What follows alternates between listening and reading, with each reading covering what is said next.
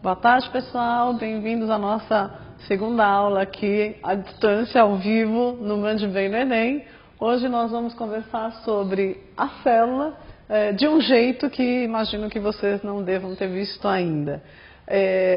A gente vai falar de um assunto que teoricamente todo mundo já conhece, é um assunto que normalmente é abordado no ensino médio logo no primeiro ano, e eu acredito que quem ainda não viu esse assunto tem condições de acompanhar facinho aqui, desse jeito diferente que eu gosto de fazer, que é um jeito mais gostoso para que a gente se lembre dela na hora que a gente for fazer não só a prova do Enem, mas também quando a gente estiver conversando com as pessoas na nossa vida e vendo como o nosso corpo é formado e de todos os outros seres vivos, porque afinal a primeira coisa que a gente tem que saber é que a célula é a menor unidade básica de vida de qualquer ser vivo.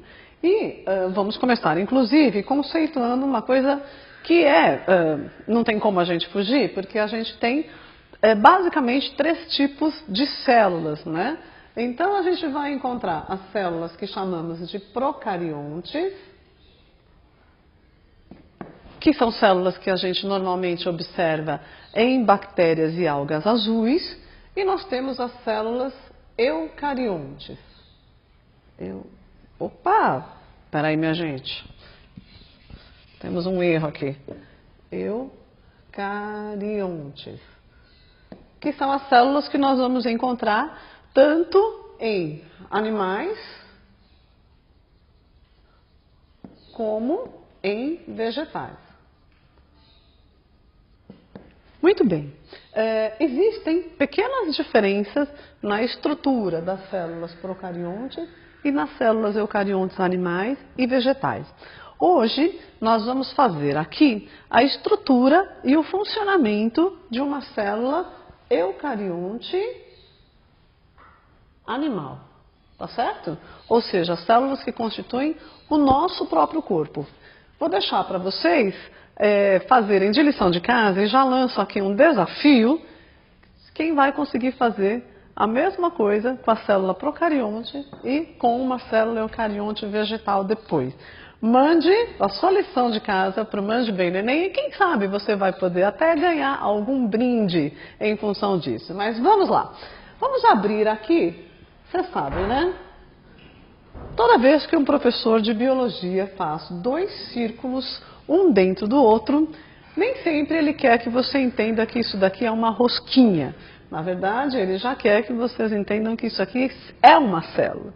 Bom, primeira crítica ao desenho, né? E esse é um problema técnico que todo professor tem. A gente precisa falar de algo que é tridimensional e normalmente a gente tem recursos bidimensionais, né? Então, toda célula, ela tem altura, ela tem largura, mas ela tem também profundidade, que é algo que a gente tem sempre dificuldade de mostrar. Então, a gente conta com a imaginação de vocês de entender que, se nós temos altura e largura e também profundidade, algumas pessoas mais, outras menos, né? Apesar disso, isso significa que as nossas células não podem ser achatadas, né? Elas têm de ter tridimensionalidade. Bom, mas vamos considerar esse desenho bidimensional mesmo assim, apesar da gente imaginar que ela é profunda.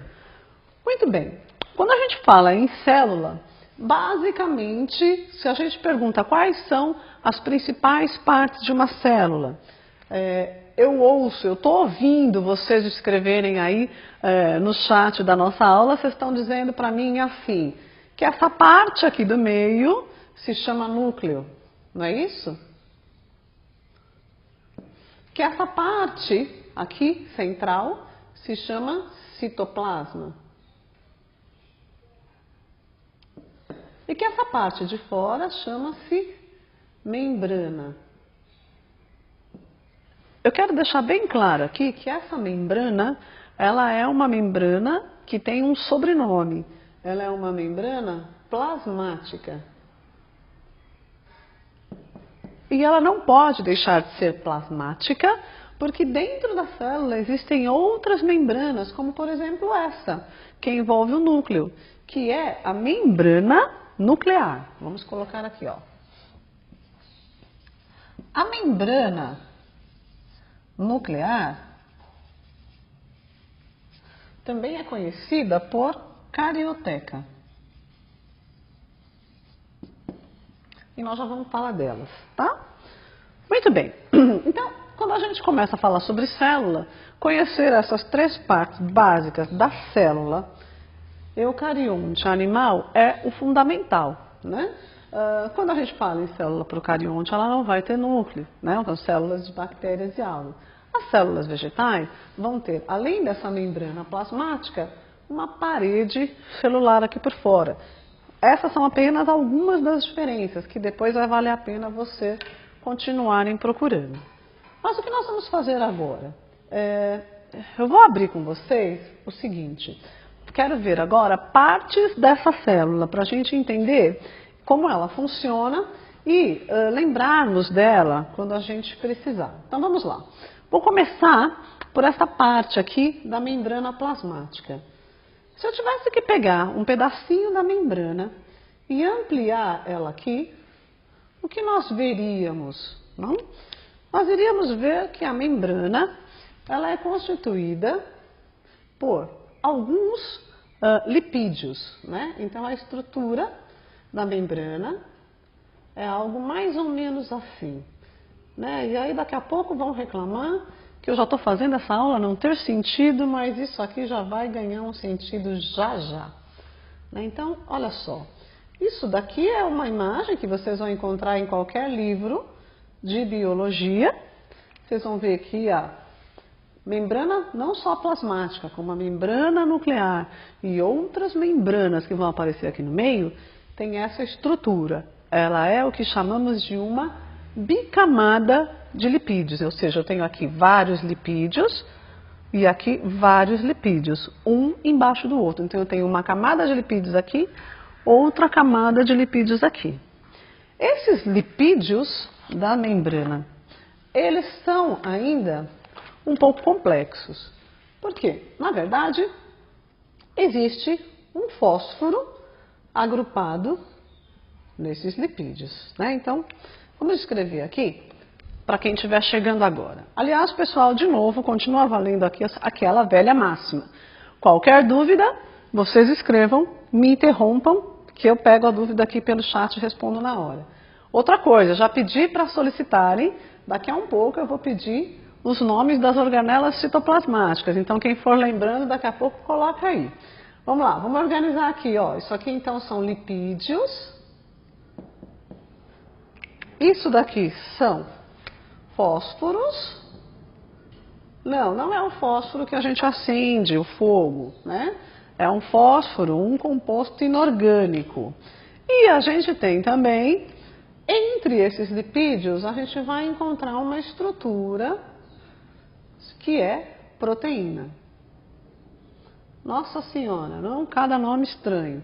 Olha só, algumas proteínas atravessam as duas camadas de lipídios, outras proteínas se ancoram aqui no meio e vêm para fora, outras se ancoram aqui no meio e vêm para dentro da célula. Tá certo? Muito bem. Por que eu estou fazendo isso? Porque o olhar diferente da célula aqui, ele é justamente em termos de como ela é formada.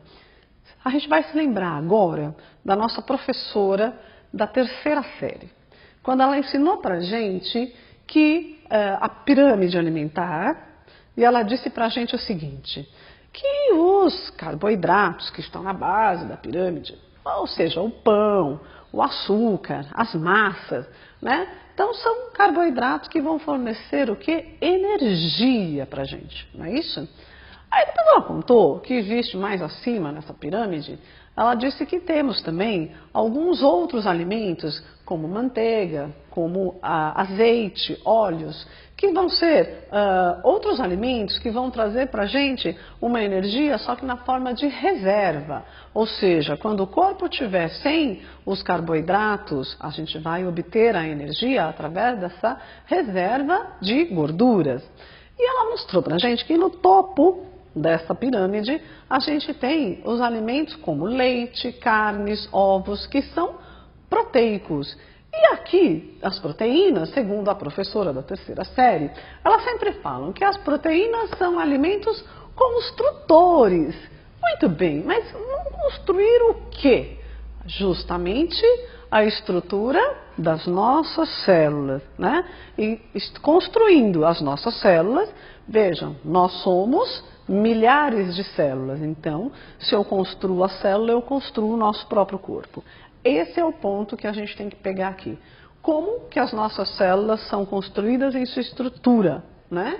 Então, vamos lá. De tudo aquilo que nós alimentamos, só um minutinho que parece que já temos a primeira pergunta. Vamos lá. Daniel está perguntando qual a função das proteínas nos lípidos. O Daniel está perguntando qual a função das proteínas nos lipos? Daniel, pergunta de novo que eu não entendi. O que são esses lipos? Ou pode ser qual a função das proteínas na camada bilipídica? Eu vou falar já. Se for isso, ok, eu já falo. Se não, pergunta de novo que eu não consegui entender a sua pergunta, ok? Lipídios. Isso, é isso que eu vou falar agora. Então vamos lá, Daniel. Vou pegar aqui uma outra canetinha. Vamos lá. Então, o que eu quero dizer para vocês é que lipídios, proteínas, fósforos são aqueles sais minerais. E temos também as vitaminas que a gente obtém. Tudo isso de onde? Da nossa dieta. Tá certo? Então, olha só, o que nós temos aqui é a importância da nossa alimentação para a formação da estrutura das nossas células. E eu estou começando a mostrar como a nossa célula é formada a partir da membrana plasmática. Então, todos os lipídios que você consome da sua dieta, eles vão ser usados para formar essa membrana plasmática. Então, se você é uma daquelas meninas lindíssimas, magrinhas, que tem aquela maravilhosa ideia de que não pode comer nada de gordura para não engordar, eu vou dizer, minha querida, não faça isso. Por quê? Você precisa de lipídios, porque senão você não constrói suas células. E sem células você não tem o seu corpo inteiro, né? Então a gente tem que tomar muito cuidado com essas dietas desequilibradas, porque se faltar algo, a gente não tem a nossa estrutura, ok? Então vamos lá. Os lipídios, então, são essas gorduras, e só um segundo, os lipídios são essas gorduras, então, que fazem a estrutura da membrana, e as proteínas, elas são também estruturas que vão, os dois são compostos orgânicos, na verdade, que vão formar a estrutura da membrana plasmática, certo? Então, vindo adquirido da nossa dieta. Vamos ver agora outra pergunta. Então ainda continua aquela lá que é a função das proteínas dos lipídios. E agora veio a importância dos fosfatos na membrana.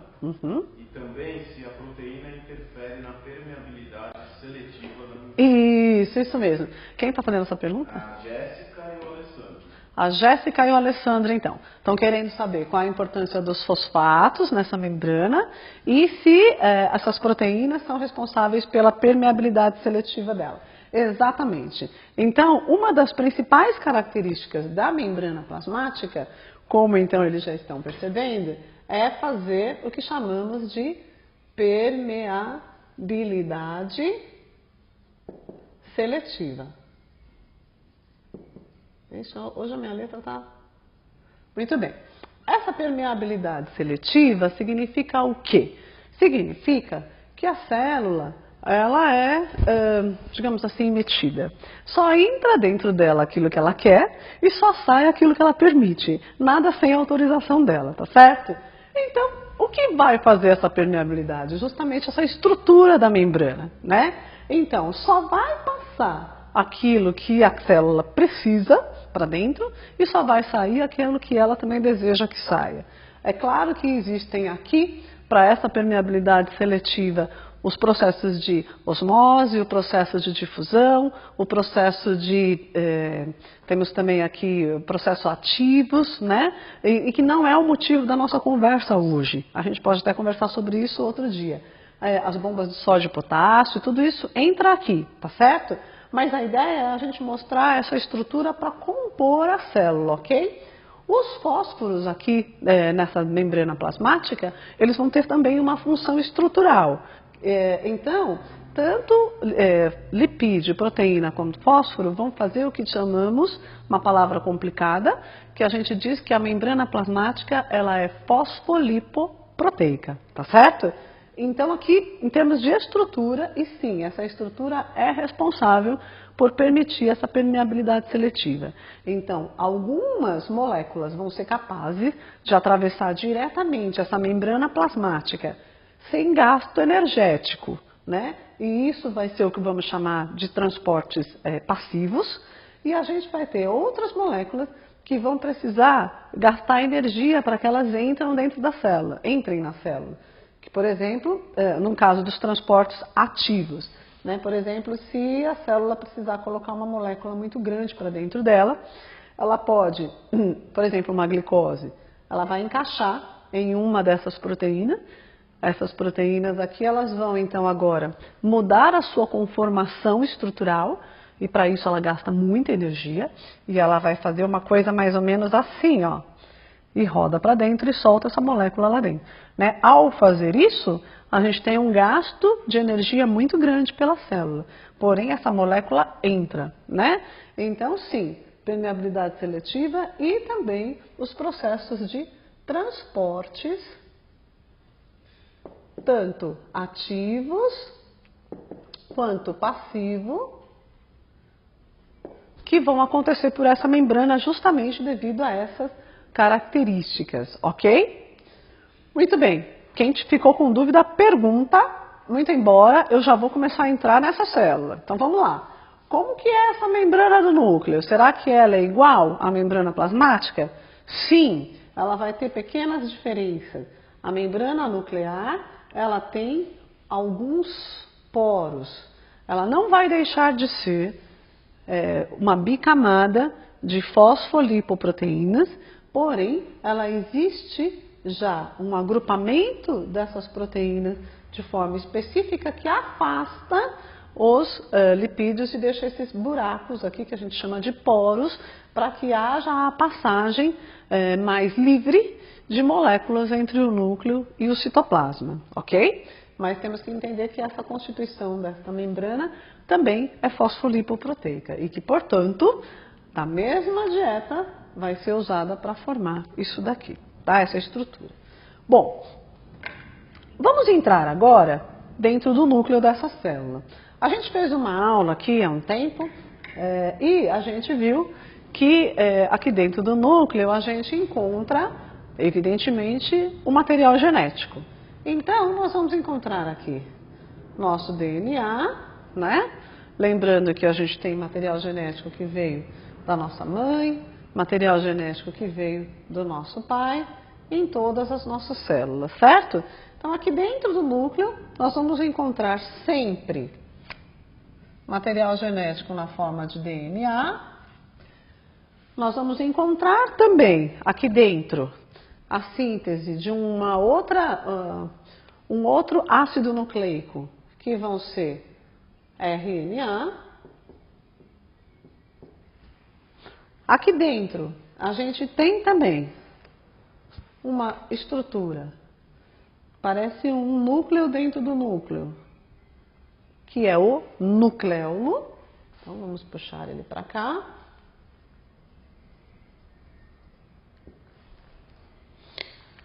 E lembrando que aqui a gente tem também outras substâncias, porque tem algo que ainda não foi falado aqui. Essa célula é seca ou ela é molhada? Vamos lembrar o seguinte, que no nosso corpo a gente tem entre 98% a 99% de água. Então, aqui dentro dessa célula, o composto orgânico que mais vai aparecer é água. Então, a célula ela é um ambiente aquático, diria meu colega professor de natação, né? Então, o que a gente tem aqui dentro? Água, tanto nesta parte do citoplasma, quanto dentro desta parte do núcleo, que vai constituir essa parte aquosa dentro do núcleo, semelhante ao citoplasma, nós chamamos de nucleoplasma.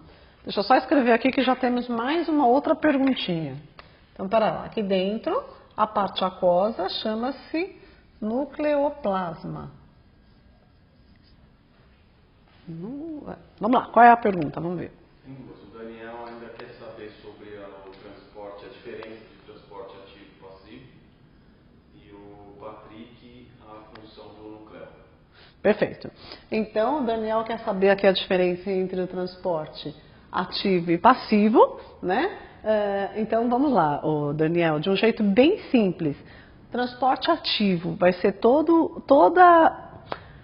o transporte. O que significa esse transporte, né? O carregamento de compostos, sejam eles orgânicos ou inorgânicos, de fora da célula para dentro dela, tá? Ou de dentro dela para fora dela. Isso são os transportes, o carregamento de moléculas, tudo bem? Isso é transporte. Muito bem. Quando o carregamento de moléculas for algo natural para a célula, por exemplo, a própria água que nós estamos falando agora. A água, ela atravessa essa membrana plasmática livremente. E isso não requer que a célula faça esforço algum. Então, não há gasto energético. Então, isso significa que esse transporte, ele é do tipo passivo. Porque ele, desculpa, talvez eu devesse ter colocado aqui antes. Então, não tem gasto de energia, tá certo? Então, toda vez que a gente tiver moléculas atravessando a membrana plasmática livremente, ou nem tão livre assim, dependendo de gradientes de concentração, a gente vai ter o que chamamos de um transporte passivo que não envolve gasto de energia. Todas as vezes em que a célula precisar colocar para dentro dela uma molécula que já não faz essa passagem tranquilamente e que ela precisar gastar energia, né? Então, quando houver gasto de energia, aí nós vamos dizer, como foi o exemplo que eu citei aqui, né? Quando a gente tem uma molécula que precisa grudar na parte proteica da membrana e a proteína muda a sua conformação para colocar essa molécula para dentro da célula, aqui temos um gasto de energia, né? Então nós vamos dizer que esse tipo de transporte, ele é ativo, tá certo? Então, basicamente a diferença entre eles no passivo não temos gasto de energia e no ativo temos gasto de energia, ok? Segura aí que eu já volto a falar um pouco mais dessas energias. E temos mais uma outra pergunta de quem é Patrick? Daniel. Ai, desculpa, então aquela... Daniel é esse do transporte, o Patrick é isso, e o Patrick está querendo saber a função do nucleolo. Muito bem, Patrick. Então, o nucleolo, ele é uma estrutura que fica localizada aqui no núcleo da célula e ele é responsável por organizar toda a cromatina, ou seja, todos os cromossomos que estão aqui dentro da célula. Se ele não existir, a gente não tem a organização dos 46 cromossomos que nós temos. Eles viram como se fosse um prato de macarronada muito embaralhado, que não vão conseguir se organizar nem mesmo para fazer o processo de mitose e de meiose depois, né? Então, a função dele é basicamente organizar a estrutura do material genético, expor partes que vão fazer síntese de proteínas e esconder partes que não vão fazer essa síntese de proteínas, ok? Vamos lá, mais uma pergunta. Estou adorando essa interação de vocês. A Jéssica, gostaria de saber se o interior do núcleo tem alguma semelhança com o citoplasma em relação à composição e aspecto. Isso. A Jéssica quer saber se o interior do núcleo tem alguma semelhança com o citoplasma em relação ao aspecto e composição. Sim, tem toda a semelhança. Vejam, a membrana do núcleo é vazada. Então, todo o material que nós temos aqui, ele vai aparecer aqui dentro, exceto por moléculas muito grandes. Então, por exemplo, o DNA não consegue sair do núcleo por esses poros. Então, nunca teremos DNA no citoplasma, só no núcleo. Mas, por exemplo, o próprio RNA, ele sai, né? Então, sim, a gente vai encontrar esse RNA tanto aqui dentro quanto aqui fora. Isso nós estamos falando com relação a estruturas maiores.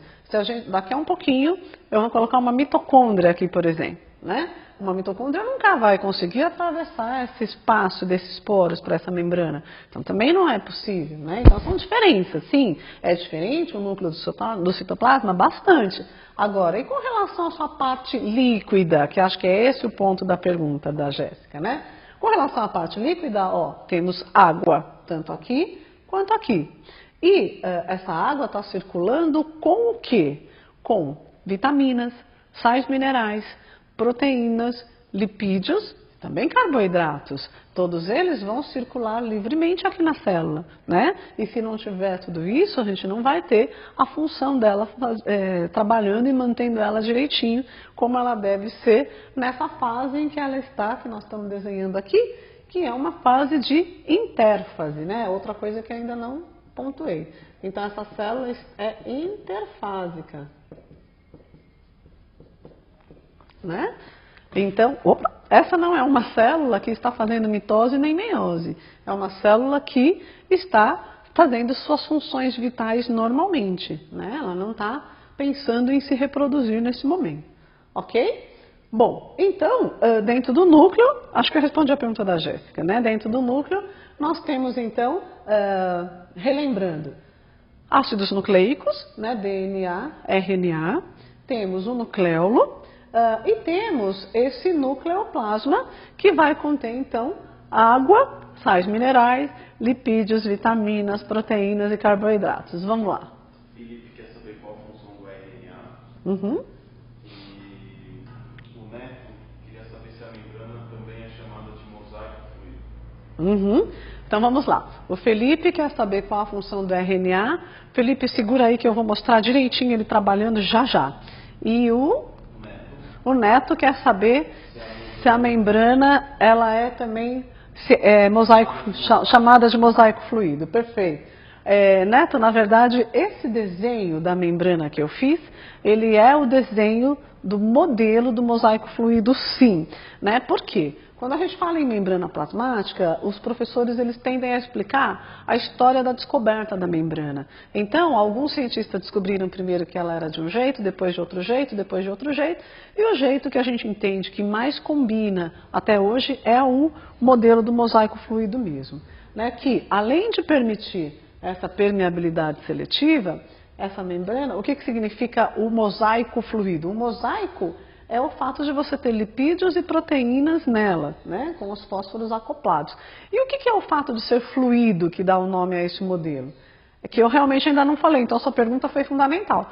Porque esses lipídios e essas proteínas não são fixos, não estão parados. Mas imagine que isso daqui se movimente pela membrana. Tá certo? Então, esse lipídio está aqui nesse momento, esse aqui, essa proteína aqui no meio. Mas, dado um momento de entrar uma molécula aqui dentro, pode haver um afastamento. Se for entrar água, por exemplo, há um afastamento dessas moléculas de lipídios para que essa substância passe. Né? Ou, dependendo do que for, vai se pedir mais licença ou menos licença para esses lipídios, para que esses compostos sejam atravessados. Então, a gente tem, o que se entende pela fluidez do modelo do mosaico? É que isso daqui está sempre se movimentando. Então, essa proteína que está agora aqui, nessa membrana, daqui a 5 segundos ela já pode estar aqui, né? Porque isso aqui se movimenta, é fluido, não é parado. Tá certo? Isso mesmo. Adorei a pergunta. Muito bom. Vamos voltando aqui dentro então agora, e elas podem continuar mandando as perguntas, que aí de repente vocês me lembram de algo que eu estou esquecendo. Vamos falar já, então vamos lá. Sabendo então que nós temos aqui dentro, então a maior quantidade de água e aqui no citoplasma também, então vamos abrir agora quem é o citoplasma. Bom, e essa nossa lousinha já está de novo ficando pequena, mas vamos lá. O nosso citoplasma, já escrevi. Deixa eu aproveitar aqui. O nosso citoplasma, então, ele é constituído de duas partes, certo?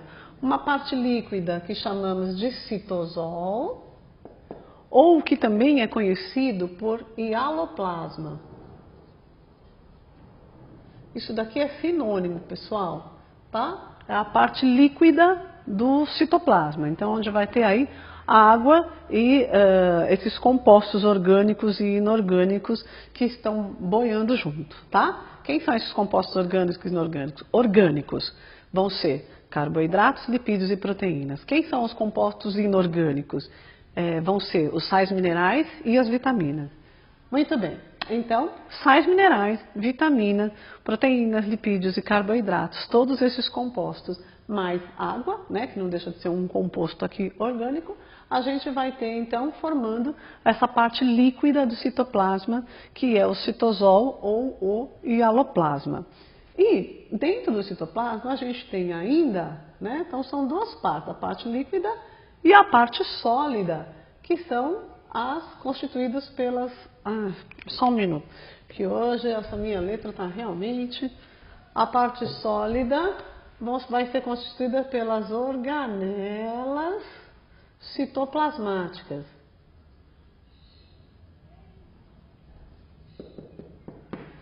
Muito bem, e é aqui que vai começar a nossa brincadeira, né? Que eu vou pedir para vocês o nome de uma organela citoplasmática para a gente começar a desenhar aqui e conversar mais sobre elas. Então, deixa eu pedir assessoria aqui. Qual foi a primeira organela que o pessoal já mencionou aí? Não existe, alguém já lançou ali o complexo de Golgi, mas, como ele é complexo, eu não vou começar por ele, vou deixar ele para um pouquinho depois. Eu vou começar nesse momento, isso, com a segunda sugestão do pessoal, que são as mitocôndrias. Vou até trocar de cor para variar. Quem? Isso, agora sim eu estou começando a gostar. Eu já estou ouvindo complexo de Golgi, centríolos, mitocôndrias, está indo bem. Ribossomos, é isso? Exato, tá perfeito. Lisossomo, ribossomo, flagelos, está chegando bem. Continuem mandando, vamos usar tudo isso. Vamos começar nesse momento, ver agora a primeira organela citoplasmática que está localizada aqui dentro, que são as famosíssimas mitocôndrias. Eu vou desenhar ela aqui, tá certo? Então vamos lá. Uma mitocôndria tem um desenho mais ou menos parecido com isso, né? Muito bem. Na verdade, qual é a constituição da mitocôndria? E é aqui que eu quero conversar com vocês, que essa célula vai ficar um pouco diferente do normal. O que constrói a mitocôndria? Ela é construída de proteínas. Tá certo? Então, a estrutura dela também só pode ser montada a partir do momento que você tem uma dieta. Então, se você resolver que na sua dieta não pode ter proteína, você vai ter dois problemas até agora. Primeiro, você não vai construir suas membranas nem plasmática nem nuclear. E a partir de agora, sem proteínas, você não constrói as suas mitocôndrias, tá? Porque a estrutura delas é proteica. Então, de novo, mais uma importância aqui na nossa alimentação. Muito bem. Se eu perguntar aqui para vocês para que servem as mitocôndrias, eu tenho certeza que eu vou ouvir que elas servem para fazer energia, né? Energia. Muito bem. Que energia que ela vai fazer? Energia para que essa célula funcione. E o Daniel perguntou aqui, bem perguntadinho, como é que era essa história de transporte ativo e passivo. E eu não contei que a diferença é que aqui no ativo nós temos gasto energético e no passivo nós não temos gasto de energia? Que energia é essa? A energia produzida justamente pela mitocôndria. Então, eu só vou conseguir fazer os transportes ativos, ou seja, a célula só vai conseguir colocar para dentro dela aquelas substâncias que interessam para ela, pelo transporte ativo, se houver energia produzida por essa mitocôndria. Então, vejam que importante, essa energia produzida pela mitocôndria é responsável por fazer um tipo de transporte entre essa membrana, tá certo? Muito bem. Como que essa energia é formada? Agora pega, hein? Porque nós temos aqui uma parte meio bioquímica, né? Então, para a energia fazer mitocôndria, para a mitocôndria fazer energia, o que ela precisa? Ela vai precisar de, primeiro, de novo da dieta. Ela vai precisar de glicose, carboidratos, macarrão, pão, vão todos se transformar em glicose no nosso corpo. E essa glicose, então o que está acontecendo aqui? Você comeu, acabou de almoçar. E aí, então, aquele arroz que está no seu estômago está sendo degradado. No seu intestino, ele vai ser absorvido. Aí, lá do intestino, ele é absorvido para a corrente sanguínea. Na corrente sanguínea, ele circula o seu corpo inteiro e agora ele já está na forma de glicose. E aí, ao passar do lado da célula, vai passar como do lado da célula? Vai passar agora, ó, por um vaso sanguíneo. Tudo bem? Então, está passando aqui, ó, a sua glicose que você acabou de comer. Por isso que algumas pessoas já estão até com sono, né? Porque já está faltando oxigênio lá no cérebro, porque tem muita glicose aqui nesse sangue. Muito bem, então o que aconteceu? Aqui, essa glicose toda vai passar pela membrana. Muito bem, a glicose entra aqui? Entra. Entra sim, ainda que eu precise desse gasto energético aqui para colocar a glicose para dentro da célula. Então, toda a glicose vai entrar e toda a glicose que chegar na célula, seja por qualquer um dos lados, que vai ter, né, vaso sanguíneo passando, então a glicose vai chegar aqui e vai vir aqui até a mitocôndria. Então, ela vai precisar de glicose. Só que a mitocôndria, ela precisa de glicose, mas não só. Ela vai precisar também de um outro composto. Ela vai precisar também de oxigênio. E aí eu pergunto para vocês, de onde vem o oxigênio que a mitocôndria vai precisar? Vem da sua respiração. Então, inspiramos, o ar vem pelo nariz, boca, pulmões. Nos pulmões faz um processo interessante que é a hematose, né? E esse oxigênio vai literalmente, entre aspas, pular para os capilares sanguíneos e aí então ele vai circular pelo sangue também, carregado agora por hemácias. E aí as hemácias vão trazer o oxigênio também para todos os vasos sanguíneos e eles vão chegar aqui nas nossas células. E ao passar pela célula, as hemácias perguntam, células, vocês estão precisando de oxigênio? Aí elas vão dizer sim. E aí, então, as hemácias jogam o oxigênio para dentro da célula. Esse oxigênio também vai vir parar aqui na mitocôndria. Então, vamos colocar aqui O2. Vamos lá, temos uma pergunta agora. O Daniel está perguntando, então, se isso explica aquele sono que sentimos depois de almoçarmos. Exatamente. E além dele, tem o Neto, que está perguntando a diferença de organelas membranosas e não membranosas. Isso. O Tiago quer saber se todas as organelas dependem da mitocôndria. Uhum. E a Clarice quer saber a relação da mitocôndria com a teoria endossimbiótica. Meu Deus, quantas perguntas! Então vamos lá. Primeiro, o Daniel fez uma afirmação positiva, a gente costuma sentir sono mesmo depois das alimentações, justamente porque a gente tem um baixo aporte de oxigênio para o cérebro, porque o sangue se concentra no estômago para poder absorver todos os nutrientes da nossa dieta, então isso é comum, é normal, não é um problema de aluno que está estudando para o Enem, não, todo mundo acontece isso. Vamos devagar, tem mais 3 perguntas, vamos de novo. Tá, então a primeira é a diferença das organelas membranosas e não membranosas. Tá, o Renato quer saber... Hã? O Neto, desculpa, quer saber a diferença entre as organelas membranosas e não membranosas. Eu vou desenhar todas elas aqui, Neto, e eu vou lembrar de te pontuar isso. Então, por exemplo, a mitocôndria é uma organela não membranosa. Ela não é constituída por membranas, ok? Tanto que a estrutura dela é toda proteica, tá? Ela não vai ter lipídios em sua estrutura. Então, vamos segurar essa parte por aqui, eu já te conto todas as outras. Vamos lá, o que mais? Tiago quer saber se todas as organelas dependem das mitocôndrias. Tiago quer saber se todas as organelas dependem da mitocôndria? Dependem, e é isso que eu quero mostrar aqui também, com bastante clareza quando todas elas estiverem aqui. Perfeito, dependem sim, porque ela produz energia, e sem energia nenhuma delas vai rodar, tá certo? Vamos lá, o que mais? A Clarice quer saber qual a relação da mitocôndria com a teoria endossimbiótica. Perfeito, e a Clarice quer saber a relação da mitocôndria com a teoria endossimbiótica. Agora sim, eu vou responder essa porque essa eu não falaria normalmente. Então vamos lá, Clarice, é assim. A teoria endossimbiótica é uma teoria de evolução da vida no planeta, né? Então acreditava-se que os primeiros seres vivos que existiram no planeta eram bactérias. né? E que essas bactérias, elas capturavam da nossa atmosfera o gás carbônico e elas liberavam para a nossa atmosfera o oxigênio. E que com o passar dos anos, a atmosfera passou a ter mais oxigênio do que gás carbônico. E por isso que a gente conseguiu ter a origem dos demais seres vivos dependentes de oxigênio, como é o nosso caso dos seres humanos, né?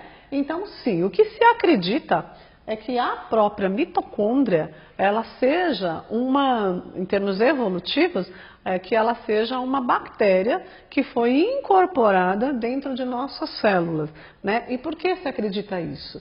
Por um detalhe que eu também não falei aqui, mas que agora já é de um aprofundamento maior, dentro de todas as mitocôndrias a gente também tem um DNA. Só que ele é um DNA diferente desse aqui, ele é um DNA circular, como é o DNA que aparece em bactérias. Então nós temos mesmo muita evidência de que as mitocôndrias poderiam um dia ter sido uma bactéria que foi incorporada em nossas células ao longo do processo evolutivo, né? Então sim, tem a ver com a teoria endossimbiótica, sim, né? Muito bem. Tem mais alguma pergunta por enquanto? Então vamos lá. Estou adorando. O Ellison está perguntando se o oxigênio é passivo. E também a Jéssica está perguntando qual a relação de ATP com o uso da glicose pelas mitocôndrias. Perfeito. Então vamos lá. Se o oxigênio entra passivamente na célula, sim, ele vai entrar. Ele vai ter passagem aqui tranquila. E se o quê? Qual é a outra? A outra é essa relação da produção de ATP com o uso de glicose pelas mitocôndrias. A produção de ATP, então é isso que eu vou falar agora. Então vamos lá. A gente tem aqui. Sempre que então o que eu quero focar, mostrar aqui com bastante ênfase para você, é que esses processos são integrados. Porque assim, a parte mais legal é a gente lembrar que a gente não respira e nem se alimenta para pôr ar nos pulmões e nem comida no estômago, não é isso. Nós respiramos e nos alimentamos para, em última instância, nutrir e oxigenar todos os trilhões de células que compõem o nosso corpo, né? Essa é a mudança no foco, né, que a gente tem que ter. Então, sim, todas as vezes que entrar oxigênio e nutrientes pelos vasos sanguíneos e eles forem circulando o nosso corpo, forem chegando em cada órgão, e para cada órgão, cada tecido, né, porque as células não estão sozinhas, né, e cada uma delas ligadas umas às outras, esse oxigênio e esses nutrientes vão chegando para elas. Isso sim é a grande verdade. E todas as vezes que, então, a gente respirar e se alimentar para levar oxigênio e nutriente para as nossas células, todas as glicoses e todos os oxigênios vão chegar até a mitocôndria e haverá aqui dentro um processo bioquímico. Aliás, aqui dentro da mitocôndria a gente tem panos para muitas mangas de muitas aulas. Existe uma matéria inteira chamada bioquímica que fica estudando aqui de 6 meses a 1 ano só para explicar como a mitocôndria é capaz de gerar energia, né? E basicamente o principal processo dela é esse que eu estou explicando para vocês. Toda a glicose vai se unir a um oxigênio. Quando a mitocôndria juntar a glicose com o oxigênio, ela vai formar o que chamamos de ATP. E ATP é a energia da célula, né? Adenosina trifosfato é a energia da célula. E toda vez que então a glicose se une ao oxigênio, forma ATP e libera água, tá certo? E água, como é natural da nossa célula, não vai ser nenhum grande problema ter sobrando aqui nesse momento, né? Então, sim, todas as vezes que a gente tiver, então, essa oxigenação e essa água que está chegando da nossa dieta e da nossa respiração, nós vamos ter, então, a formação de energia na forma de ATP pela mitocôndria. Então, essa energia, que é esse ATP, do exemplo que nós já vimos aqui, vai ser a energia empregada para colocar moléculas para dentro da célula, por exemplo. Mas não só. Existem vários outros processos que acontecem aqui dentro, que a gente vai ver com as próximas organelas, que são dependentes de energia, sim. E é por isso que eu já vou agora colocar aqui mais uma dessas organelas. Então, vamos lá. Qual foi a outra organela que o pessoal falou aí? Ribossomo. Pode ser. Vamos pôr os ribossomos aqui. Então, vamos lá. ribossomos são organelas famosas aqui, né? Então, estou desenhando aqui dois ribossomos. Deixa eu só marcar aqui para a gente não se perder, caso alguém chegue depois. Então, aqui a gente tem mitocôndria. Detalhe, pessoal, desenhei uma, mas sempre as células têm várias. Aliás, existe aqui uma diferença interessante. Por exemplo, né? Eu vou desenhar aqui todas as organelas citoplasmáticas. E todas as células têm algumas delas, não tem uma só. E dependendo de qual célula no nosso corpo, de qual tecido, de qual órgão, a gente vai ter mais de um tipo de organela do que de outro. Por exemplo, uma célula muscular, ela gasta muita energia. Mas se a gente imaginar um Bolt correndo, aquelas células musculares dele gastam muito ATP. Então, aquelas células musculares dele têm que ter muito mais mitocôndria para produzir bastante ATP, muito mais mitocôndria do que uma célula epitelial, né? Uma célula epitelial gasta energia, gasta, mas menos do que uma célula muscular. Então, eu vou ter bastante mitocôndrias numa célula epitelial? Não, vou ter menos. Vou ter mais mitocôndrias em uma célula muscular? Sim, com certeza. Tá certo? Então, de acordo com a localização da célula e do tecido, a gente vai ter maior presença de um tipo ou de outro de organela. Tá certo? Então, vamos lá. Aqui, então, estou colocando agora os famosos ribossomos. Muito bem. Se eu perguntar para vocês o que fazem os ribossomos, eu tenho certeza que eu vou ouvir a seguinte resposta. Os ribossomos fazem síntese de proteínas, síntese proteica. O que significa síntese? Produção, né? Então, os ribossomos fazem proteínas, produzem proteínas. Mas espera aí, até agora eu não estou dizendo que a gente está obtendo proteínas da dieta? Sim, mas acontece que nós todos obtemos proteínas da dieta, assim como produzimos proteína internamente, por meio dos ribossomos, ok? Então vamos ver, como é que os ribossomos produzem proteína? A gente já conversou um pouco sobre isso na outra aula, mas vamos lá. Basicamente é assim, né? A gente vai ter um DNA, esse DNA ele vai se desenrolar na altura de um determinado gene que interessa a célula, e aí, ao desenrolar, ele vai expor um código aqui, né? O código de adenina, timina, citosina e guanina, e esse código vai dar a produção de um RNA, que é um RNA agora conhecido por RNA mensageiro.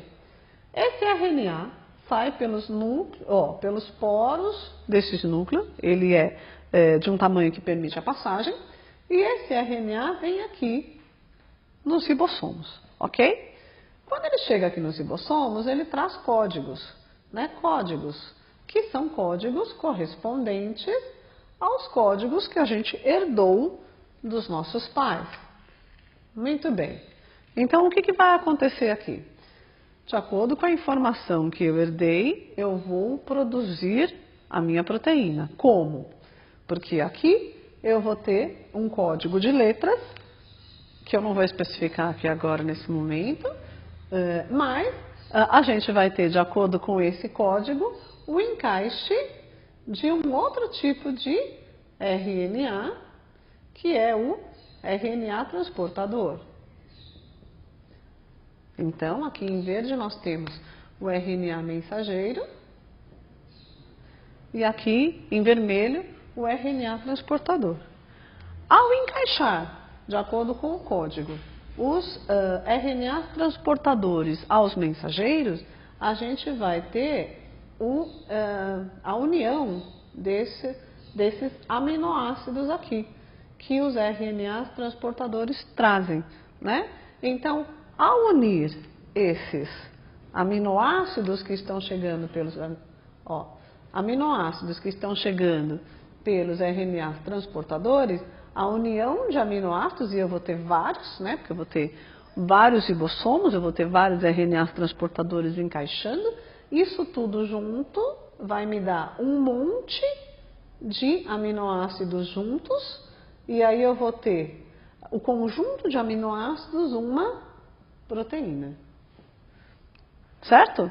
A gente conversou sobre isso na outra aula, mas vamos lá. Só para relembrar ainda mais como fica o negócio. Se do lado de cá eu tenho adenina, timina, citosina, então no RNA nós vamos ter o quê? O encaixe de uracila, né? Porque o RNA não tem a timina, lembram-se disso? Se eu tenho timina aqui, eu vou encaixar a adenina. Se eu tenho citosina, eu vou encaixar a guanina, certo? Muito bem. Ao trazer esse código para cá, UAG, eu vou ter obrigatoriamente aqui embaixo, no nosso RNA transportador, um código correspondente. Então, ele vai ser, por exemplo, AUG, tá certo? Se eu trouxer um outro código para cá, vai encaixar um RNA transportador diferente, trazendo um aminoácido diferente. E aí o conjunto desses aminoácidos que são trazidos vão nos dar a nossa proteína, de acordo com quem? Com o nosso código, tá certo? E aí vocês me perguntam, da onde vêm esses aminoácidos? E eu digo para vocês de novo, eles vêm da nossa dieta, tá certo? Então, da nossa dieta vão vir proteínas inteiras e vão vir aminoácidos. Então, onde é que está o melhor exemplo de aminoácido para a gente se lembrar? Está naquele pessoal que gosta de ir para a academia. Aí vai e toma aqueles suplementos cheios de aminoácidos. O que significa isso? Significa que você vai abastecer sua célula com aminoácidos que poderão ser utilizados na síntese de novas proteínas depois que você destruiu, literalmente, sua célula muscular no seu treino. Tá certo? Então, o objetivo aqui é recompor, nesse caso desse exemplo, as proteínas perdidas nas suas células, tá? Vamos ver, temos mais uma pergunta aqui. Marcos, qual a diferença do RNA ribossômico e do ribossomo em si? Perfeito. Bem lembrado, Marcos. Qual a diferença entre o RNA ribossômico e o ribossomo em si? Então, legal. Eu vou responder sua pergunta aqui no cantinho. Dá para vir para cá? Então, olha só. Aqui eu tenho o ribossomo. Ele é constituído por duas subunidades. Só que o ribossomo, como tinha me perguntado um outro aluno, eu não lembro se foi o Daniel ou o Neto, que queria saber quais eram as organelas que eram membranosas e as não membranosas. Eu não lembro quem me perguntou, mas enfim, o ribossomo também é uma organela não membranosa.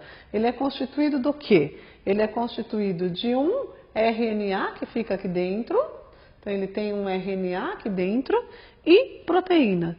Que RNA está dentro dele? RNA ribossômico. Tá certo? Então, todo o ribossomo, ele é constituído de duas coisas, RNA e proteína. Qual é o RNA dele? RNA ribossômico. Tá? Então, a gente tem nas nossas células 3 tipos de RNA. A gente vai ter o RNA mensageiro, que é copiado aqui do DNA. A gente vai ter o RNA transportador, que é o que vai trazer os aminoácidos que nós obtemos da nossa dieta, nesse momento, e vai ser constituído também pelo RNA ribossômico, que vai ser utilizado para produzir os ribossomos. Então, os ribossomos também são organelas não membranosas, constituídas unicamente de RNA ribossômico e proteínas, certo? Temos mais perguntas aí ou ainda não? Legal, quem tem pergunta, escreve, pessoal. Vamos agora, eu acredito que esse processo de síntese proteica, ele, claro, ele é cheio de maiores detalhes, né? É possível ficar aqui uma aula inteira só falando sobre ele, mas não é o nosso objetivo ficar hoje falando só sobre esse processo, tá? Quem tiver dúvida, escreve, mas basicamente o processo é esse. A gente tem o DNA, esse código do DNA é copiado para RNA mensageiro, ele entra no ribossomo e traz o encaixe dos RNAs transportadores com os aminoácidos, e o conjunto dos aminoácidos forma nossas próprias proteínas de acordo com a informação genética que herdamos dos nossos pais. Vamos ver qual a próxima pergunta. Da Stephanie, qual é a consequência para a célula da falta de alguma proteína ou nutriente? Perfeito. Tá, perfeito. A Jéssica está perguntando qual a desculpa, a Stephanie. Está perguntando qual a consequência para a célula da falta de uma proteína.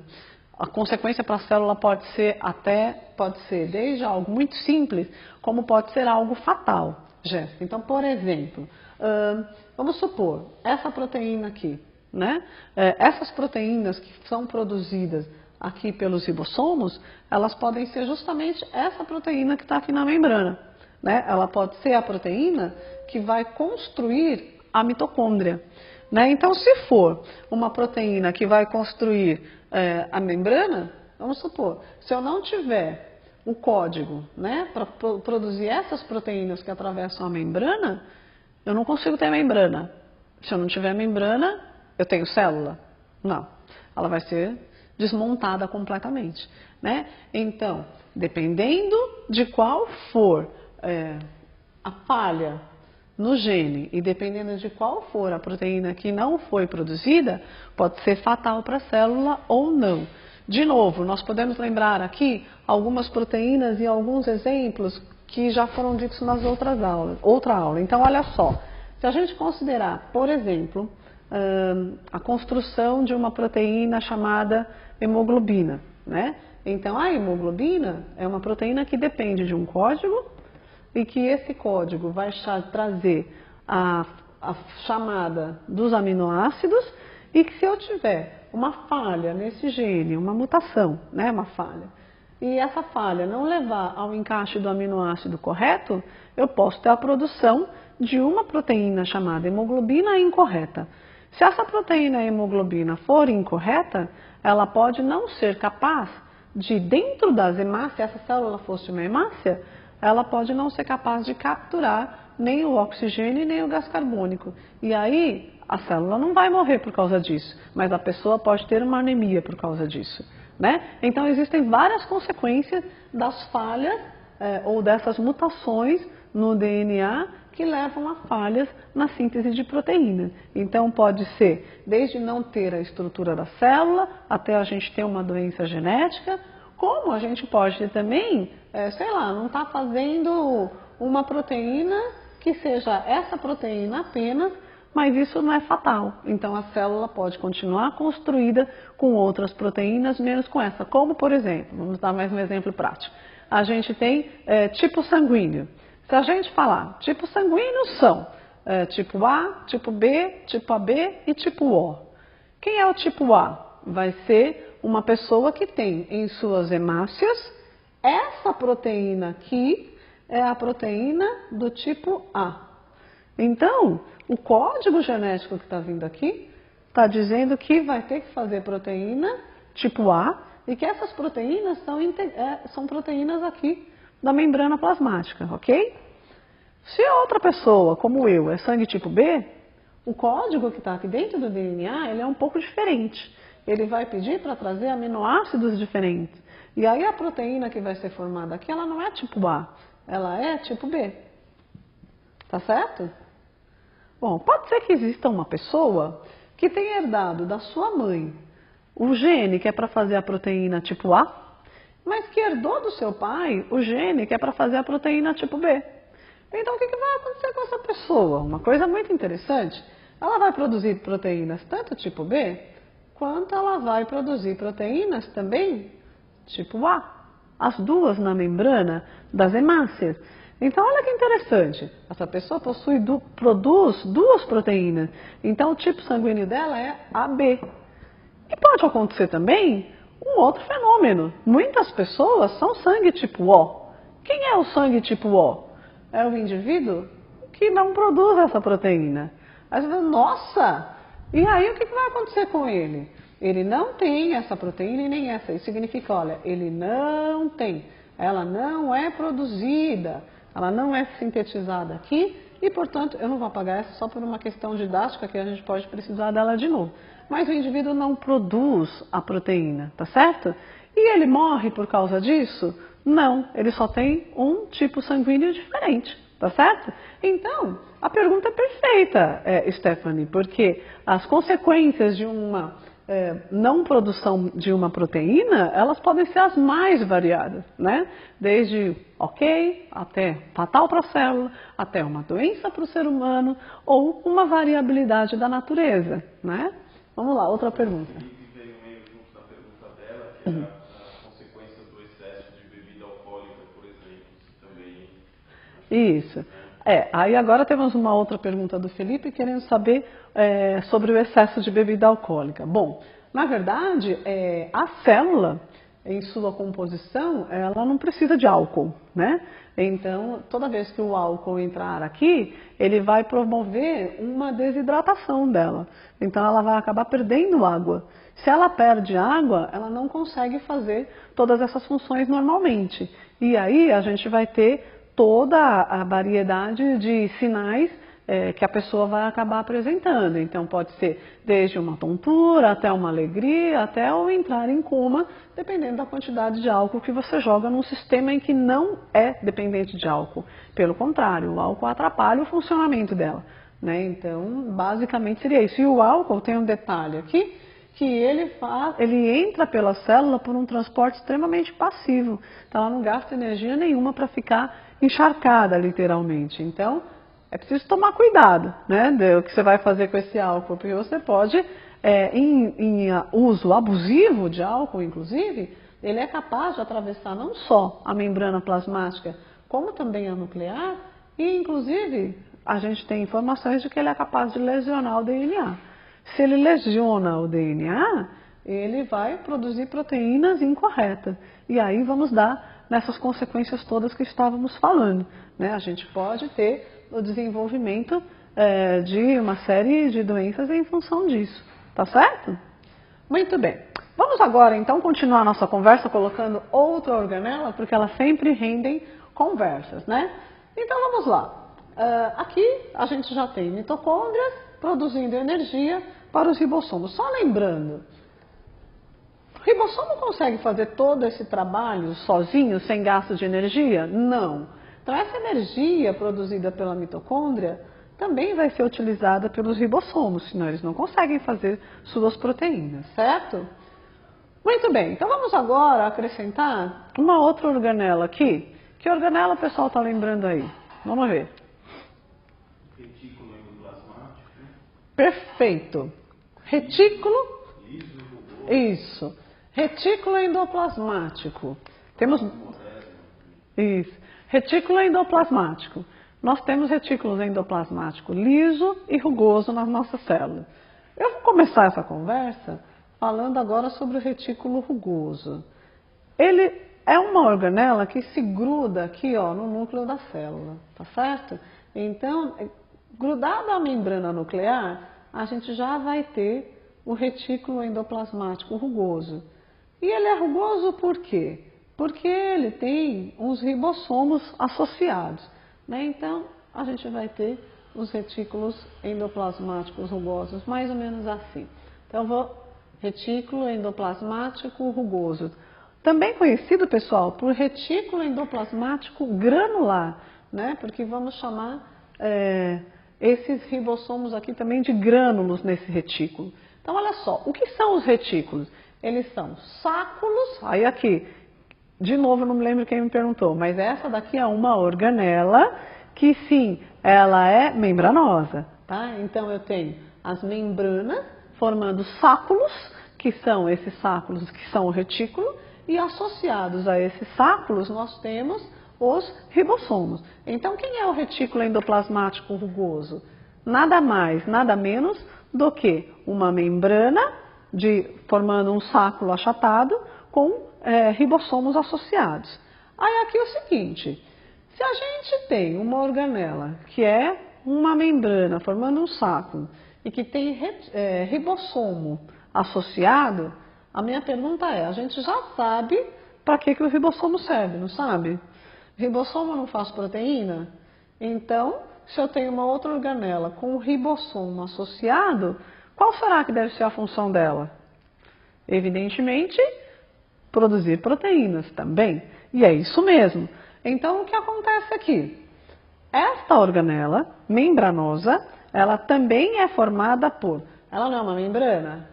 Qual é a constituição da membrana da célula? Modelo mosaico fluido. Então, a membrana da célula é lipoproteica. Então, como que é a membrana desse retículo? Desse jeito, constituído por lipídios, fósforos e proteína. Então, de novo, constituído por compostos orgânicos e inorgânicos adquiridos da nossa dieta.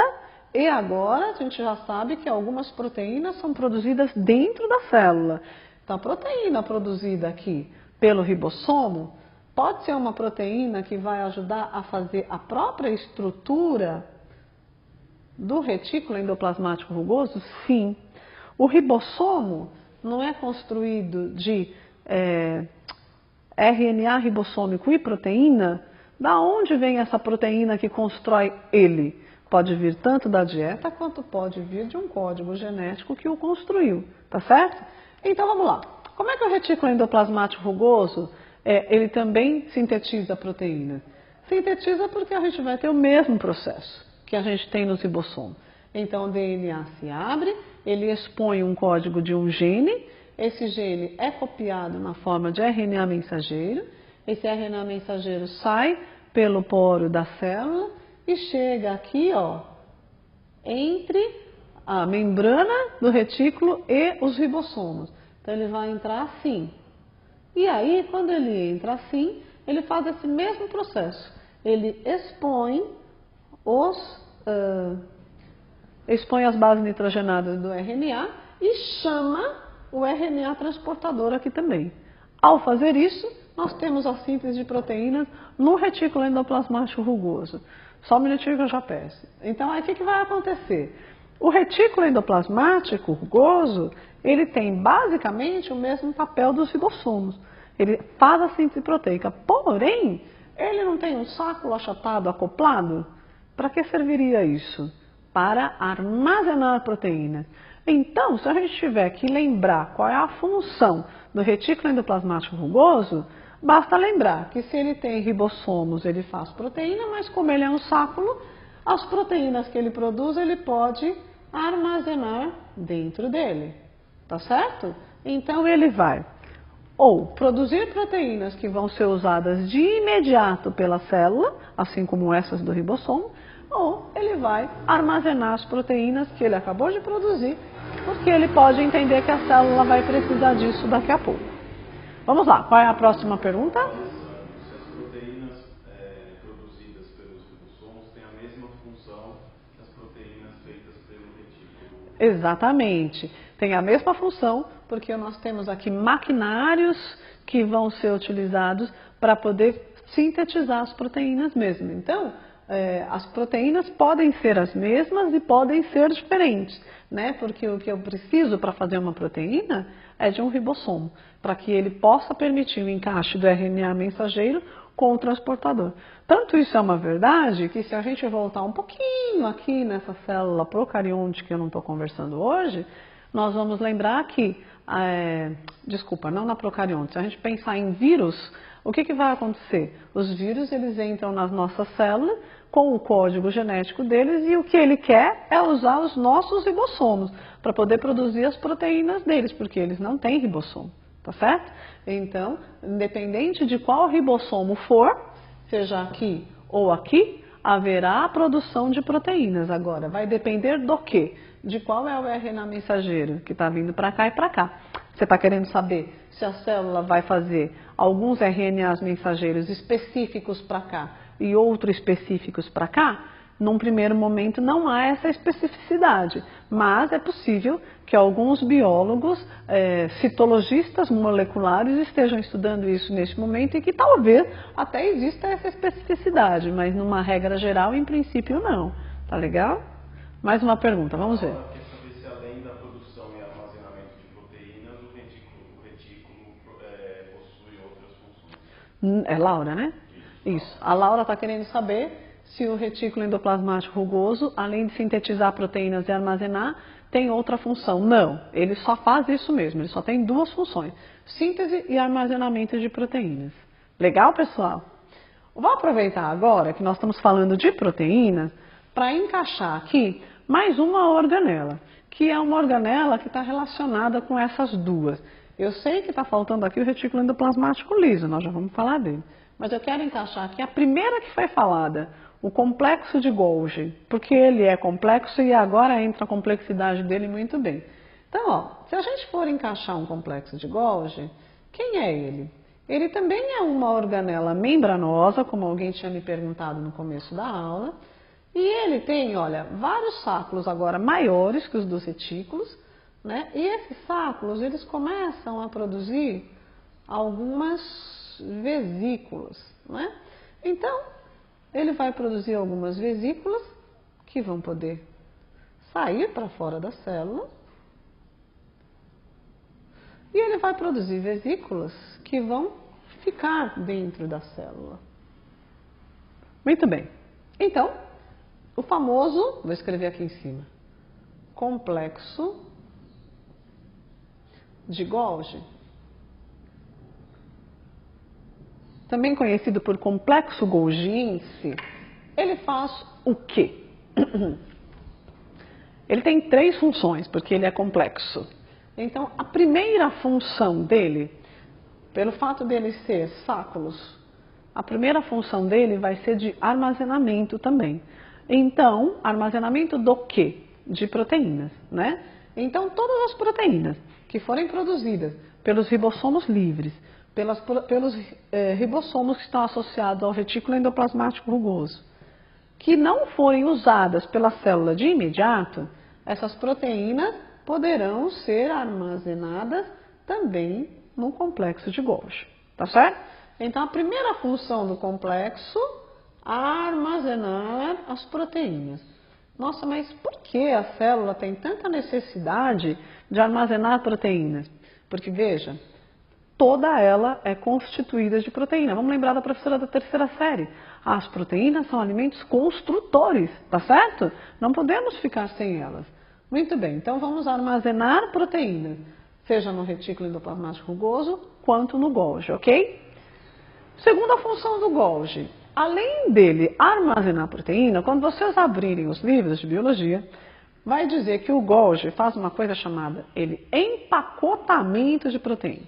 Aí na hora que você vai ler, o livro fala bem assim, não, porque o Golgi faz como se fosse um embrulho, um pacote de presente, só falta pôr o lacinho em cima que vai empacotar essas proteínas. Não tem muito sentido isso, né?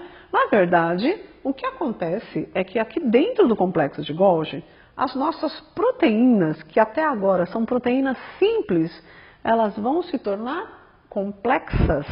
E isso é o que chamamos de empacotamento. Então, olha só, aqui dentro do Golgi, ele quando armazena as proteínas, ele também chama para dentro dele alguns lipídios, por exemplo. E aí quando ele gruda, por exemplo, uma proteína com um lipídio, ele forma uma proteína complexa, que é uma lipoproteína. Quem é uma lipoproteína? É uma proteína do mesmo jeito, só que ela tem um lipídio associado.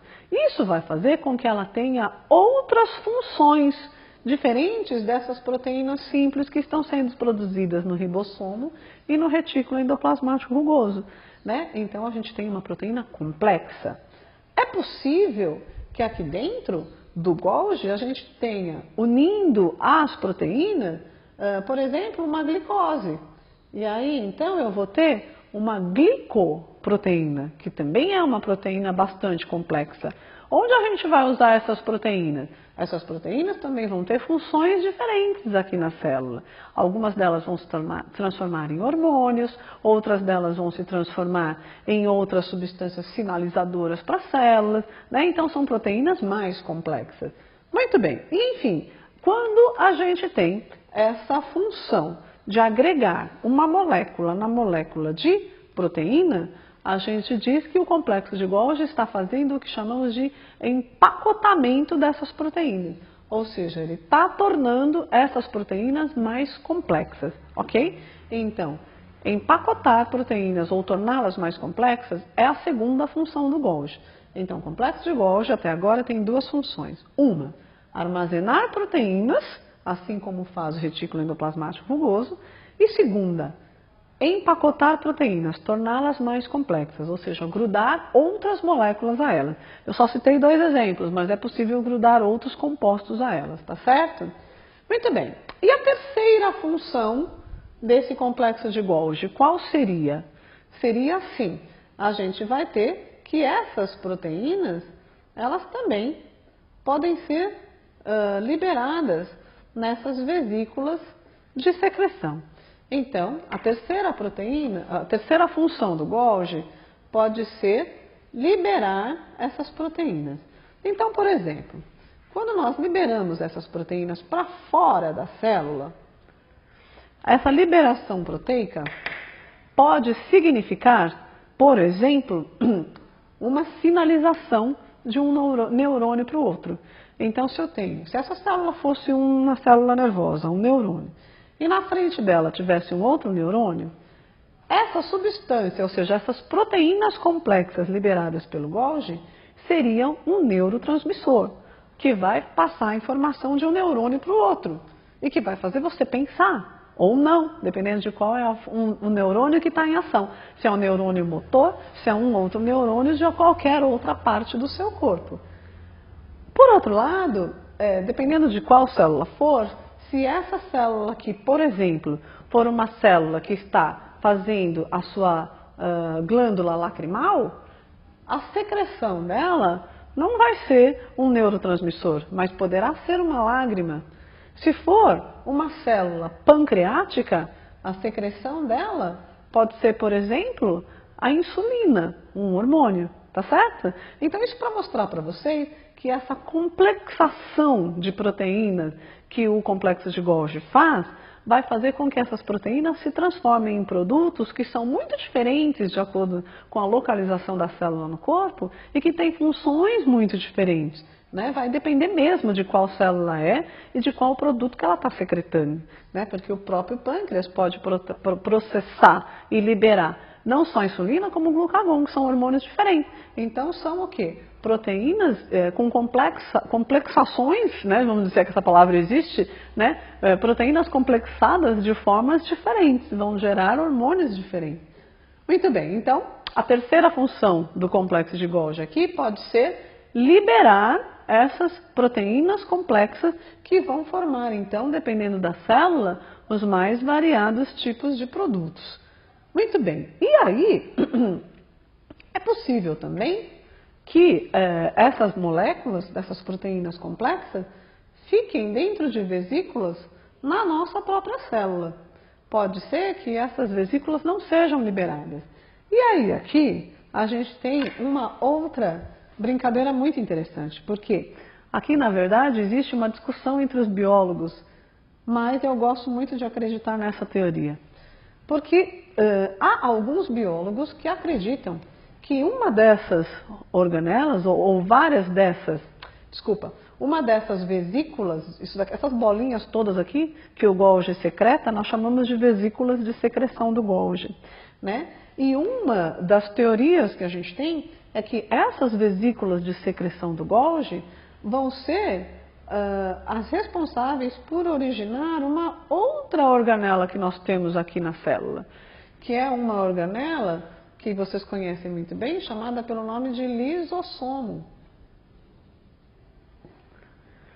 Por que os biólogos acreditam nessa possibilidade? Que os lisossomos não existam naturalmente, mas que eles são derivados de uma vesícula. Por quê? Dentro dos lisossomos, nós vamos encontrar proteínas complexas o suficiente para que se transformem em enzimas. Então, se eu perguntar aqui para vocês, qual é a função do lisossomo, vocês vão dizer para mim, ele é responsável por fazer a digestão celular. Tá, e que digestão celular é essa? Na verdade, dentro dele existem enzimas. E enzimas são proteínas também, só que com a capacidade de degradar moléculas. Então, o que vai acontecer aqui com os lisossomos? Sempre que alguma coisa aqui na célula não estiver funcionando bem, vamos supor, a mitocôndria morreu, o que vai acontecer com ela? Ela vai ser direcionada para dentro de um lisossomo e o lisossomo vai usar essa enzima que tem dentro dele para decompô-la. Ela é formada do quê? Proteína, não é? Então ela vai ser degradada ali dentro até que suas proteínas vão ser liberadas para o citoplasma da célula. E aí a célula é ecológica muito antes de todos nós. Então ela vai reaproveitar todas as proteínas dessa organela para refazer outra coisa que a célula precisa aqui dentro, outra organela, outra estrutura, né? Da mesma maneira, se a nossa célula for invadida por uma bactéria, o que vai acontecer? O lisossomo também vai vir aqui, vai englobar essa bactéria, né? Vamos supor que ela entrou, vai englobar a bactéria e ele vai jogar essas enzimas do lisossomo nelas e vai decompô-la. Ao decompô-la, essas estruturas que construíam essa bactéria é construída do quê? Lipídios, proteínas, carboidratos, compostos orgânicos e inorgânicos, vitaminas e sais minerais. Muito bem. Tudo isso vai ser degradado pelo lisossomo, aí ele se rompe a sua própria membrana e libera esse conteúdo para que a célula possa reutilizar. Ele é extremamente ecológico, né? Então, a gente vai ter uma coisa que eu não enfatizei aqui, vamos voltar. A estrutura do lisossomo qual é? Ele também é uma organela membranosa. Ele também é formado por uma membrana e essa membrana, voltando, também tem esta composição. Ela é uma bicamada lipoproteica, né? E cuja função, já que ele tem essas enzimas aqui digestivas, vai ser decompor tudo isso. Qual era a composição do complexo de Golgi? Eu cheguei a dizer que ele era uma estrutura membranosa também, mas a gente precisa lembrar que todas essas membranas aqui também têm essa estrutura, tá certo? Então, a organela, ela é basicamente composta, a célula é basicamente composta por lipídios, proteínas, carboidratos, vitaminas e sais minerais. Vamos lá, pergunta. O Felipe está perguntando se as pontes de hidrogênio estão presentes na síntese proteica. Na síntese proteica? O Felipe está perguntando se as pontes de hidrogênio estão presentes na síntese proteica. Não. As pontes de hidrogênio estão aqui dentro, ó, Felipe. Nós estamos aqui, ó. As pontes de hidrogênio estão aqui, unindo as bases nitrogenadas. Tá? Então a gente tem duas fitas de DNA. O que une uma fita com a outra são as pontes de hidrogênio. Então não. A sua conversa está aqui enquanto a gente está falando de outros aspectos. Mas tudo bem, só para você entender onde é que está localizada a pergunta, ok? A gente tem mais pergunta aí? Não por enquanto. Beleza. Então vamos lá. Então até agora a gente está começando a perceber que não adianta apenas a gente decorar o nome dessas organelas aqui dentro, porque se a gente decorar a gente vai esquecer. Talvez seja mais fácil a gente entender o que elas fazem e como que elas estão relacionadas entre si, porque aí se a gente estiver numa situação de uma prova, de um exame, como é o caso do Enem, a gente vai poder pensar e relembrar e poder responder nossa questão. Uma outra organela importante, que nem sempre é dita, muitas vezes é esquecida, mas que também aparece aqui como um fruto de uma dessas vesículas do complexo de Golgi, que também vem, é como se fosse o desenvolvimento de uma outra organela muito parecida com o lisossomo, que se chama peroxissomo. Na verdade, o peroxissomo ele é um primo do lisossomo. Então, assim, é a mesma coisa. Não deixa de ser uma organela também membranosa, com a membrana nessa estrutura, com a composição dele sendo, de novo, lipídios e proteínas, né? Então, ele vai ter aqui tanto as proteínas complexas sendo dentro dele, que são as enzimas, igualzinho o lisossomo. Até aqui. Com a seguinte diferença, que dentro do que chamamos de peroxissomo, a gente vai encontrar também água oxigenada. Então, a coisa funciona da seguinte forma. Algo invadiu a célula, porque essa membrana aqui, ó, é facilmente invadida, né? Então, algo invadiu a célula. O lisossomo vai tentar capturar isso e degradar. Se por um acaso ele não conseguir degradar, o que ele faz? Ele encaminha o problema para o peroxissomo.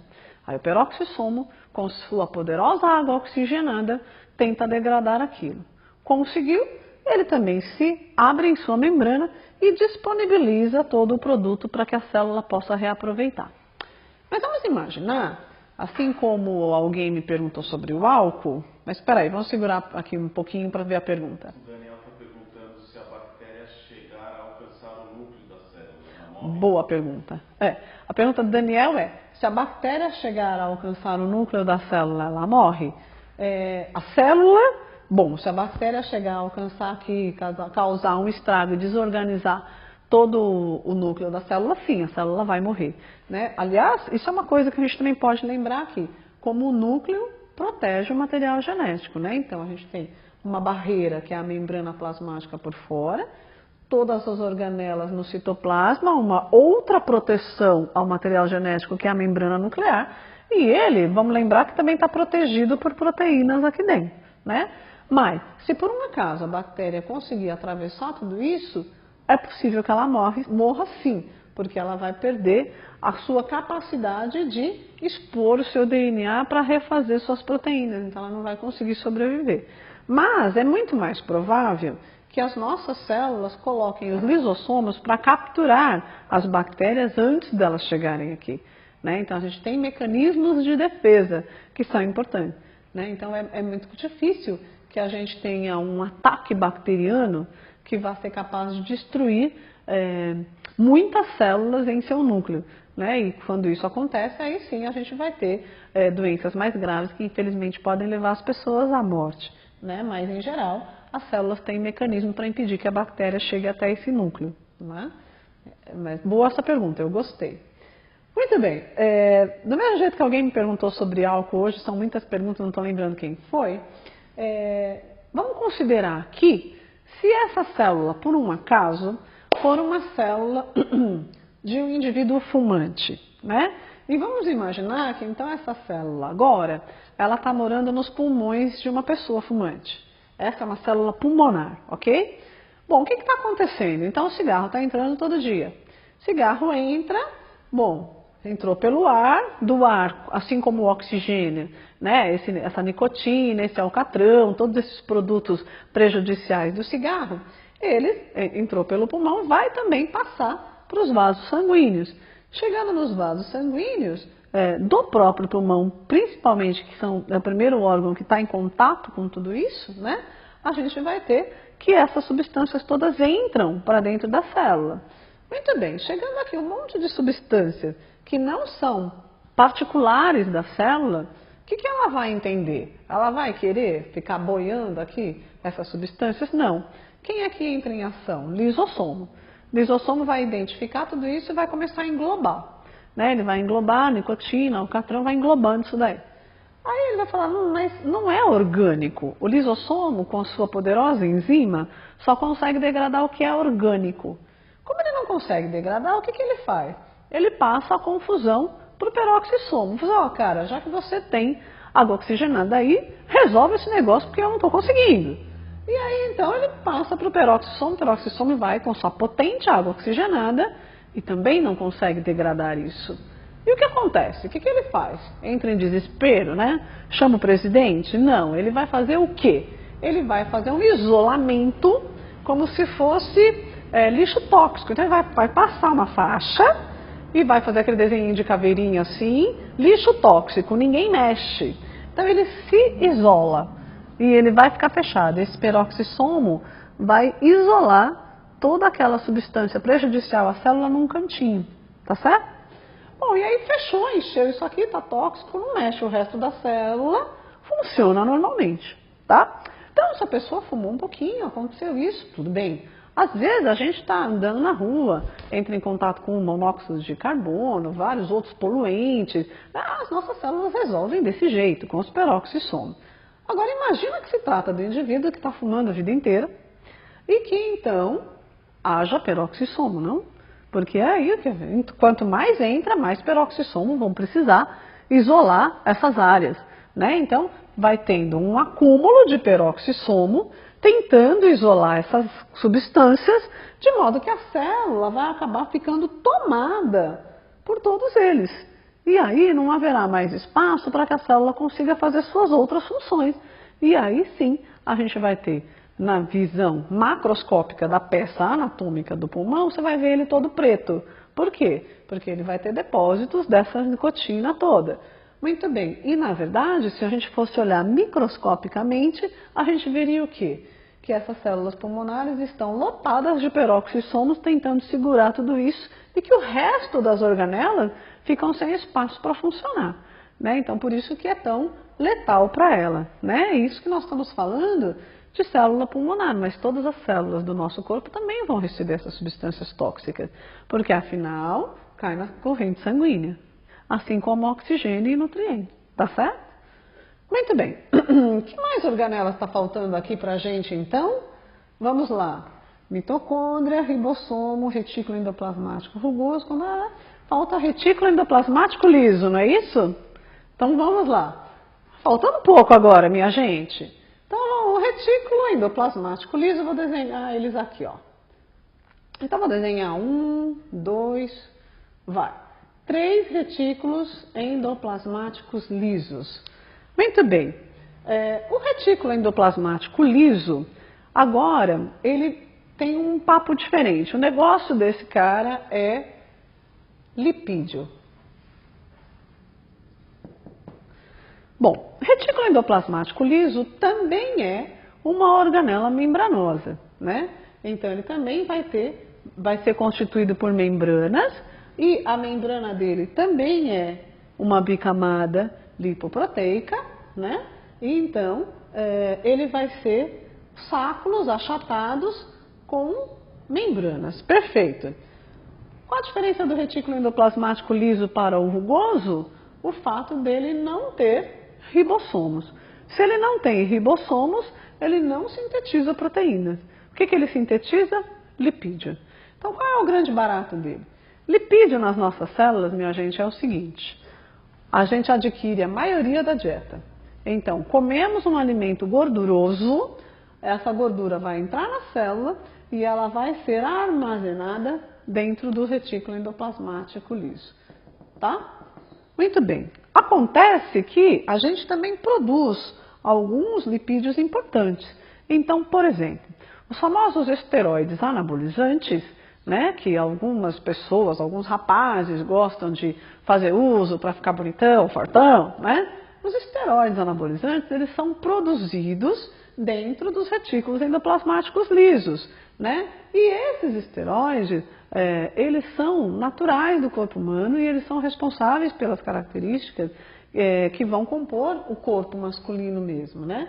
Então, eles produzem aqui e esses rapazes ainda acabam fazendo uso excessivo, jogando em excesso para a célula. Ela vai administrar como ela puder, né? Nem sempre dá um resultado positivo.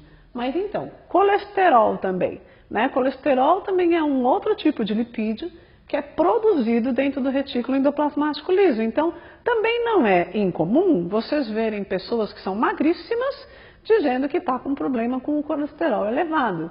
Aí você fala, nossa, mas essa pessoa nem come tanto assim, nem é gordinho, como pode ter um colesterol tão alto? Tem um colesterol alto porque a gente tem uma produção interna dele também, tá certo? Então, é possível sim que pessoas magras tenham problemas com colesterol e elas vão ter que tomar cuidado para consumir menos colesterol de sua dieta para não dar um problema, já que ela tem uma síntese interna, ok? Bom, então todos esses lipídios que são produzidos aqui no retículo endoplasmático liso e que são armazenados aqui, eles também vão ser utilizados para a célula aonde? Para fazer suas estruturas, como a gente viu. As membranas das células são todas lipoproteicas.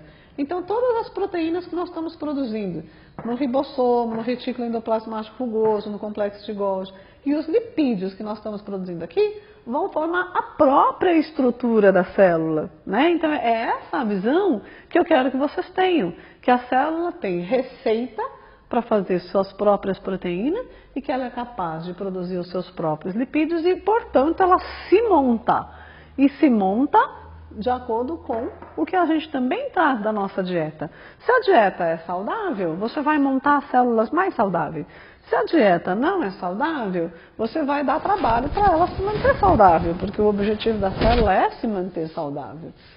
Muito bem, e agora deixa-me ver que para a gente fechar está faltando pouco. Deixa eu só certificar aqui. Mitocôndria, ribossomo, retículo, retículo complexo, lisossomo, peroxissomo. Que organela está faltando aqui, minha gente? Uma coisa super importante, que eu acho que alguém deve ter falado aí. E o centríolo, não falaram? Centríolo eu vou deixar aqui no canto. Falaram centríolo? Então, o centríolo, na verdade, minha gente, ele é uma estrutura que só aparece quando a célula faz mitose ou quando a célula faz meiose. Hã? Vacúolo não. Vacúolo a gente vai ter nas células vegetais. Nós estamos falando das células animais. Tá, pessoal? Vacúolo nas células vegetais. Mas vamos lá. O centríolo a gente vai ter aparecendo só quando a célula estiver fazendo mitose ou meiose. Nesse caso aqui, nós estamos na intérfase. E aqui a gente tem um problema seríssimo, que eu não sei como vocês vão resolver isso, porque os livros de biologia do colégio, do ensino médio, todos os livros trazem os centríolos como uma organela presente na célula eucarionte animal, né? Tanto que eles vão costumar aparecer desenhados uma coisa mais ou menos assim, tá certo? E vamos chamar isso de centríolo. Porém, a novidade que eu tenho para vocês é que isso está errado. E aí, como é que vocês vão resolver isso com o professor de vocês? Eu não sei.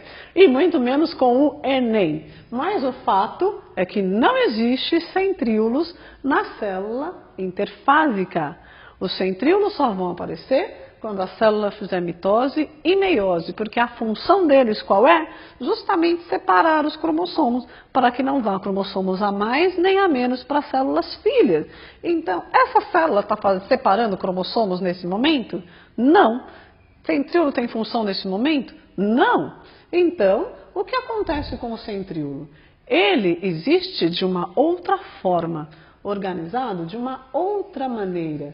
Eu gosto de dizer que é como se ele fosse aquele ganchinho assim, ó, que tem aqui assim, ó, no pulso do Homem-Aranha, que ele solta a sua teia. É como se o centríolo fosse aquilo. Por quê? Porque nessa fase, o centríolo ele se apresenta como uma enorme teia de aranha no interior da célula. E aí agora a gente termina de bagunçar de vez esse desenho aqui. Tá certo? E esse centríolo, na verdade, aqui na célula interfásica, ele recebe um outro nome. Ele chama-se citoesqueleto. Ok? E o citoesqueleto, ele é como se fosse o próprio centríolo mesmo, só que esticado, com vários fios espalhados pela célula toda. E ele vai ter aqui duas funções importantíssimas. Então, a primeira vai ser justamente, ó, citoesqueleto. Cito é célula, esqueleto é o esqueleto da célula. Então, a primeira função vai ser o quê? Colocar cada organela no seu lugar. Porque não é porque você dá uma cambalhota ou pula de bungee jump que as organelas chacoalham aqui dentro. Vai ficar cada uma no seu lugarzinho. Por quê? Porque o citoesqueleto organiza. Lembram que isso aqui é tridimensional? Então, esses fios, que são os citoesqueletos, vão ficar organizando todo mundo. Primeira função dele. E a segunda função dele qual é? Uma outra coisa que parece óbvia. Eu contei para vocês que tudo que entrar pela membrana vai chegar em locais específicos da célula. Bom, quer dizer então que a proteína que entrou por aqui Ou vamos imaginar, a glicose. A glicose entrou aqui. Como é que ela sabe que ela tem que chegar aqui na mitocôndria? Ela vai boiando. Cheguei na mitocôndria, vou fazer ATP. Não, não é assim. A glicose, ela vai, na verdade, entrar em um desses frisos que formam o citoesqueleto e ela vai ser carregada para lá. Como disse um aluno meu uma vez, é como se esse citoesqueleto fosse um metrô, professora? Sim, um trem. Exatamente. Então, todas as moléculas dentro da célula só chegam aos seus destinos finais se elas pegarem uma carona dentro desses trilhos que são o citoesqueleto. Tá certo? Então, pegou a carona, entrou nele, vai descer aonde tem que descer. Aí aqui saiu o ATP, a energia que é o ATP vai ser levada para onde? Para todas as organelas, como alguém perguntou no começo, porque senão elas não vão conseguir fazer o que precisam. Os lipídios que saem do retículo endoplasmático liso vai ser levado para todas. Por quê? Porque todas elas praticamente vão ser construídas, as membranosas vão ser construídas por lipídios, tá certo? A própria mitocôndria vai precisar de lipídio para fazer energia quando acabar a glicose, né? A membrana plasmática vai ter. Então, todas as moléculas aqui dentro vão andar juntamente com esse citoesqueleto. Então, é importantíssimo que vocês saibam que quando a célula está em intérfase, o centríolo não existe em sua forma de centríolo.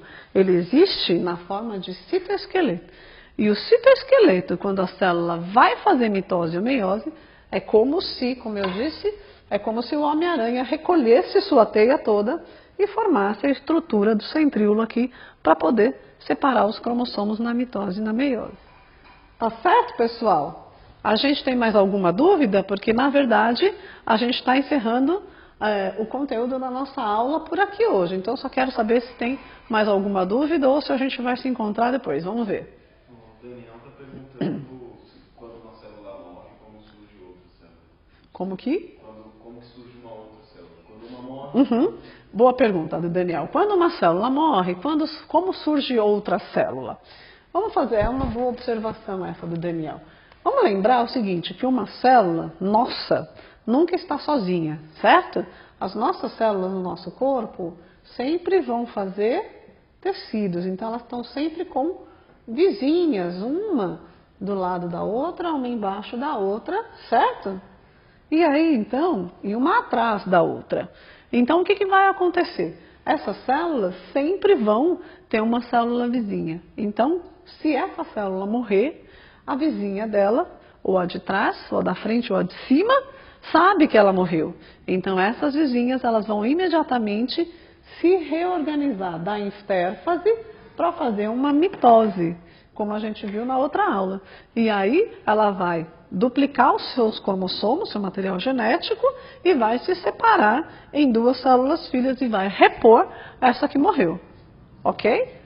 Vamos ver mais uma pergunta. A Jéssica está perguntando o que é glicocálice. Oba, Jéssica, obrigada, que eu tinha esquecido disso. Vocês se lembram desses fosfatos grudados aqui nos lipídios? Então, o conjunto desses fosfatos aqui é o que nós vamos chamar de glicocálix. Glicocálix é um conjunto desses fosfatos que a gente tem nos lipídios, que vai também ajudar na sinalização das nossas células, assim, para poder receber o que ela precisa para que possa entrar para dentro dela. Aliás, um pouco desses glicocálices também vai ajudar a proteger as nossas células de serem invadidas por algumas bactérias também. Vamos lá, tem mais perguntas? Essa última aqui é se você tem alguma indicação de livro de biologia para vestibular especificamente. Então, indicação. Então, boa pergunta, né? Se eu tivesse que indicar algum livro de biologia para vocês estudarem, não sei, eu acho que eu indicaria o livro de biologia dos professores Marto e Amabis, que acho que são os mais legais para isso, Mas esse enfoque que a gente fez da célula aqui mostrando, vocês viram, é um conteúdo que a gente tem em todos os livros de biologia. O único problema é o citoesqueleto, que provavelmente vocês vão encontrar esse problema em todos os livros. E, na verdade, o que eu quis fazer é mostrar para vocês um jeito diferente que, sinceramente, eu só vejo em livros de citologia e da pós-graduação. Então, o que eu fiz foi traduzir em uma linguagem mais simples um conteúdo que eu só vi em livro de pós-graduação. Né? Então, eu não tenho como indicar para vocês fazerem a leitura disso daqui em nenhuma outra fonte. Infelizmente ou felizmente, pelo menos vocês podem rever esse vídeo depois. Né? Tem mais uma aqui do mais uma pergunta. Alessandro, que é legal, que está fugindo um pouco do assunto da aula, mas quer saber um pouco do mercado de trabalho para a biologia. Que ele quer fazer a faculdade de biologia, quer muito atuar na área, mas ele não quer ser professor. Então, o Alessandro está aproveitando a deixa para saber como é que está o campo de trabalho para o biólogo. Então, Alessandro, sem ser professor ainda, olha, eu não sei. Na verdade, sei. É assim, Alessandro, todo mundo que fala que quer fazer biologia, todo mundo recomenda não fazer, porque se você for ver bem o que acontece com o biólogo, como eu gosto de dizer, nós somos células tronco embrionárias, nós podemos nos diferenciar em várias outras células, mas no final das contas, no momento, não somos nenhuma especializada. Eu gosto muito de ser bióloga, eu gosto muito de ser professora, então eu não sei te dizer se você pode ter sucesso em uma área específica da biologia. A biologia ela é muito ampla, você pode trabalhar com vegetais, com animais, com ecologia, você pode trabalhar com tantas áreas dentro da biologia que fica difícil te orientar. Agora, eu acho assim que o que mais define o sucesso em qualquer profissão é você gostar do que você faz.